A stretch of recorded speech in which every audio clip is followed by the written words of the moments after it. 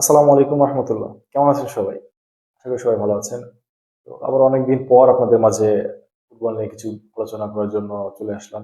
যেহেতু সামনে ফুটবল বিশ্বকাপ রয়েছে 2026। তো ভাবছিলাম যে 2026 বিশ্বকাপের কিছু একটা নিয়ে ভিডিও তৈরি করা যায়।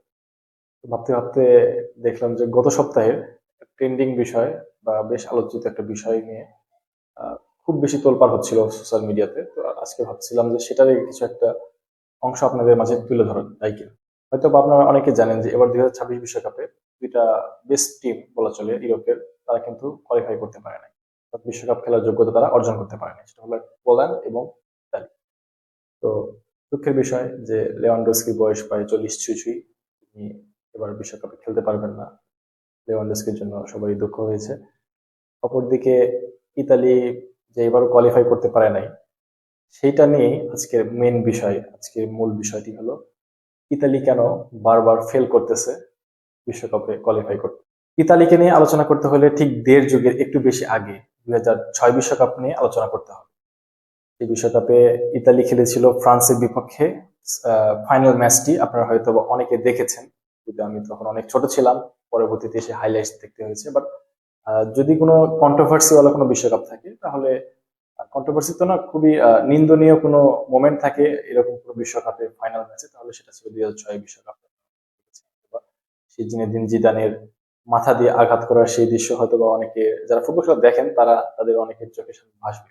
আমি কথা যখন বলতেছি, তো কি হয়েছিল আসলে সেখানে ম্যাচের 110তম মিনিটে কেন জিদানকে লাল কার্ড খেয়ে ম্যাচ থেকে চলে যেতে হলো, এবং বিশ্বকাপে ঠিক আপনারা হয়তোবা সেই ভিডিওটি দেখেছেন। আমি দেখেছি যে ট্রফির পাশ দিয়ে একদম মাথা নুয়ে যাচ্ছে, অথবা তিনি এক পলক দেখছিল ট্রফিটাকে। 2006 যে ট্রফিটা তিনি তার জেতা হলো না শেষবারের মতো। তো যে বিষয়টা যেটা হয়েছিল, ম্যাচের 7 মিনিটে তিনি কিন্তু একটা গোল দিয়েছিলেন। বল পেনানকাশ যে একটা শটে তিনি কিন্তু পেনাল্টিতে গোল দিয়েছিলেন, পেনাল্টি অর্জন করেছিলেন। এবং পরবর্তীতে গিয়ে ম্যাচ এমন ভাবে গড়াচ্ছিল, ফ্রান্স কিন্তু পুরো 2006 বিশ্বকাপটা কিন্তু দুর্দান্ত খেলেছিল। 2006 কোয়ার্টার ফাইনালে ফ্রান্স ব্রাজিলকে হারিয়েছে। সেখানে ইতিহাসের শ্রেষ্ঠ যে খেলাটা দিয়েছিল জিদান, সেটা কিন্তু 2006 ব্রাজিলের বিপক্ষে তিনি দিয়েছিলেন। এবং সেখানে তিনি তার সতীর্থ থিয়েরি অরিকে একটি অ্যাসিস্ট করেছিলেন, সেখান থেকে গোল দিয়ে জয়সূচক গোলে কিন্তু তিনি সেখানে ম্যাচটিকে বের করে নিয়ে এসেছিলেন। এবং সেখান থেকে ফাইনাল থেকে ঠিক 110 মিনিট পর মার্কো মাতেরাজ্জি ইতিহাসের সবচাইতে জঘন্যতম অ্যাটাক তিনি করে বসলেন লিজেন্ড প্লেয়ার জিনেদিন জিদানকে। তিনি পেছন থেকে বারবার বাজেভাবে অ্যাটাক করছিলেন, বাজেভাবে কথা বলছিলেন, যেন তিনি ক্ষিপ্ত হন এবং তিনি তাকে আঘাত করেন। তাদের প্ল্যান ছিল এবং সেই প্ল্যান অনুযায়ী তারা কিন্তু সফল হয়েছে। তিনি বারবার বলছেন তার ফ্যামিলিকে নিয়ে বাজে কথা বলছিলেন। পরবর্তীতে জানা যায় তার বোনকে নিয়ে বাজে কথা বলেছিলেন।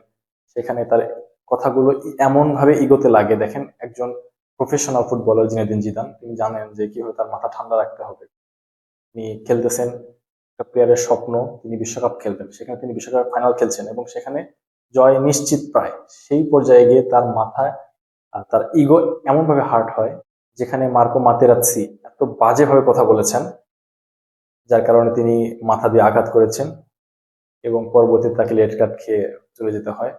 কেন জানি তারপর থেকে একটা খুব গুঞ্জন শুরু হয় যে ইতালি কিন্তু বিশ্বকাপ ঠিকই জিতলো, বাট পুরো ফুটবল জগতের একটা অভিশাপ তাদের উপরে পড়ে গেল। যেমনটা জিদান দিল, তেমনটা ফ্রান্স এবং ফুটবল সাপোর্টাররা। ঠিক তেমনই 2010 বিশ্বকাপ শুরু হলো। আমরা দেখেছি 2010 বিশ্বকাপে স্পেন দুর্দান্ত টিম ছিল তাদের, স্পেন বিশ্বকাপ নিয়েছে। সেখানে গ্রুপ পর্ব থেকেই কিন্তু ইতালি বিদায় নিয়েছে। 2006 তারা ওয়ার্ল্ড কাপ চ্যাম্পিয়ন, 10 তারা গ্রুপ পর্ব থেকে বিদায় নিল। কোয়ার্টার ফাইনাল 16 টিমের ভেতর খেলতে পারলো না।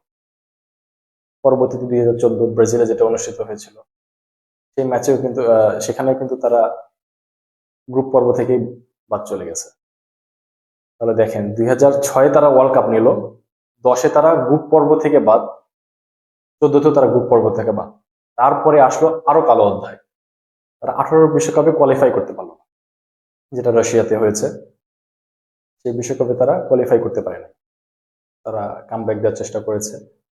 এখানে প্রায় আমরা অনেকে জানি যে বর্তমানে ইতালিতে বেস্ট একজন গোলকিপার রয়েছে, যেটাকে বুফনের উত্তরসূরি হিসেবে অনেক সময় বলা হয়ে থাকে।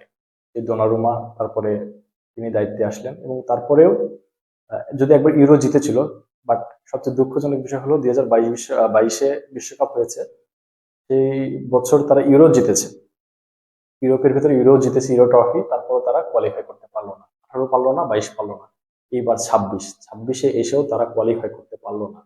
আপনারা অনেকে জানেন যারা ফুটবল খেলা দেখেন যে ইউরোপের ভেতরে যদি টপ কিছু লিগ থাকে তাহলে কিন্তু ইতালিয়ান যে Serie A league, Syria one league, সেটা কিন্তু টপের ভেতরে রয়েছে, তাদের প্লেয়ার গুলো কিন্তু বেস্ট।